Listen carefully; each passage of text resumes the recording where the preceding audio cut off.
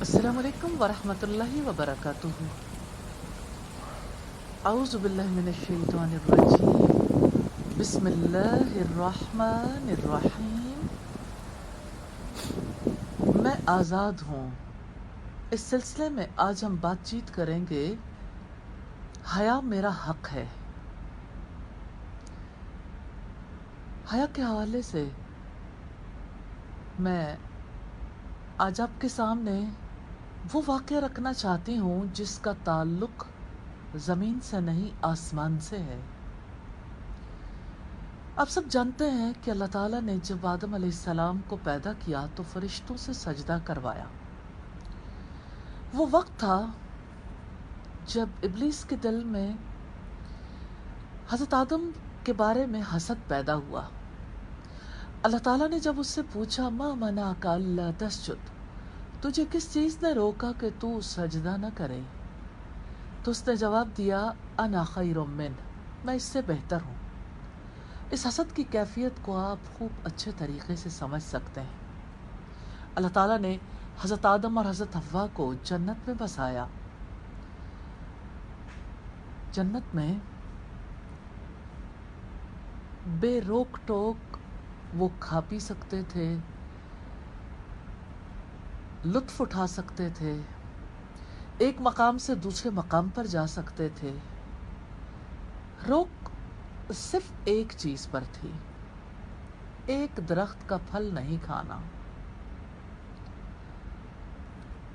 اور جب پابندی عائد ہوئی تو حضرت آدم علیہ السلام نے اسے اپنے لیے بوجھ نہیں محسوس کیا کہ تمام چیزوں کی اجازت ہے، فقط ایک پابندی ہے۔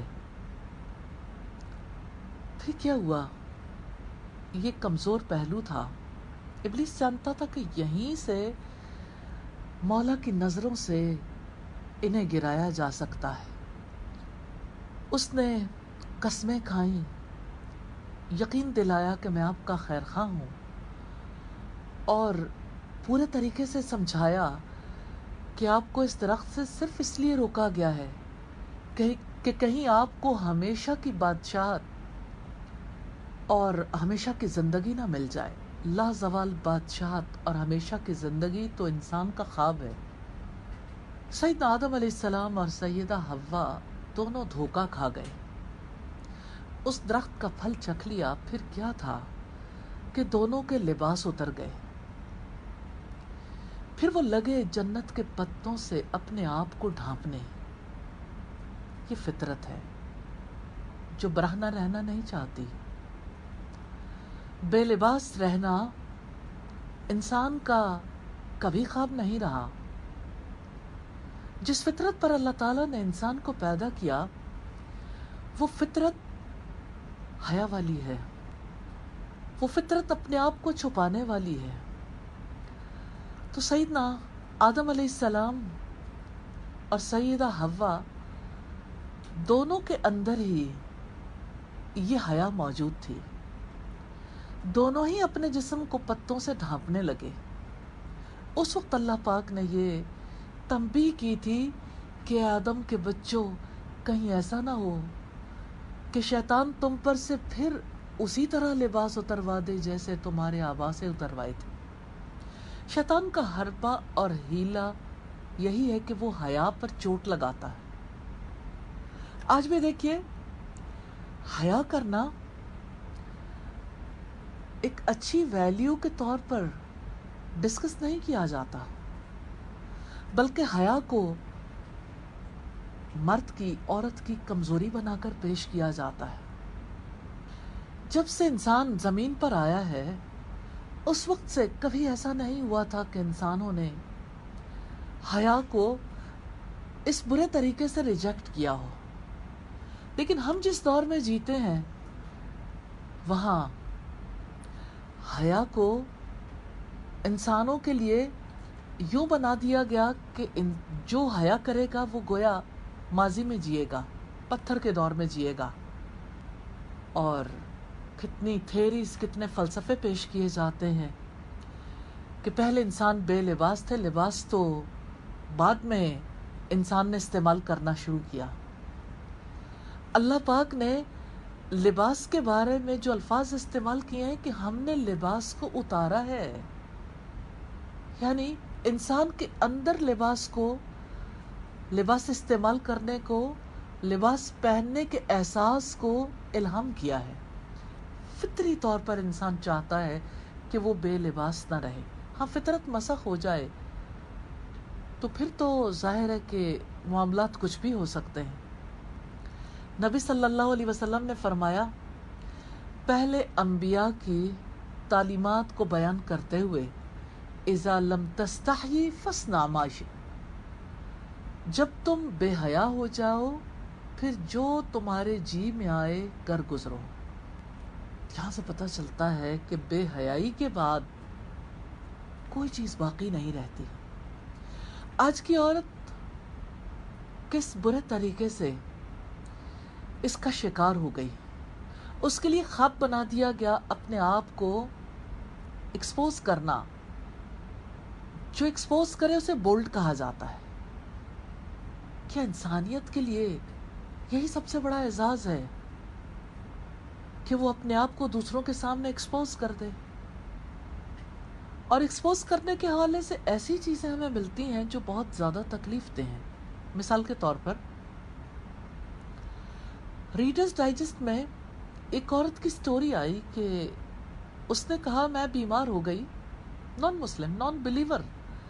اس نے اپنے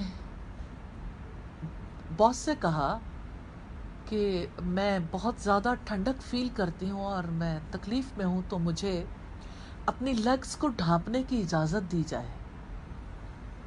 انہوں نے کہا کہ اگر آپ لیگز ڈھانپنا چاہتی ہیں تو آپ جاب نہیں کر سکتی۔ اس ایجنڈے کو سمجھ جائیے۔ کیا جسم کو ڈھانپنا عورت کا حق نہیں ہے؟ کیا اپنے وجود کے بارے میں عورت کوئی ڈیسیژن نہیں کر سکتی؟ اس کو سلوگن تو یہ دیا گیا، میرا جسم میری مرضی۔ ہاں، جسم پیدا کرنے میں ہمارا کوئی اختیار نہیں ہے۔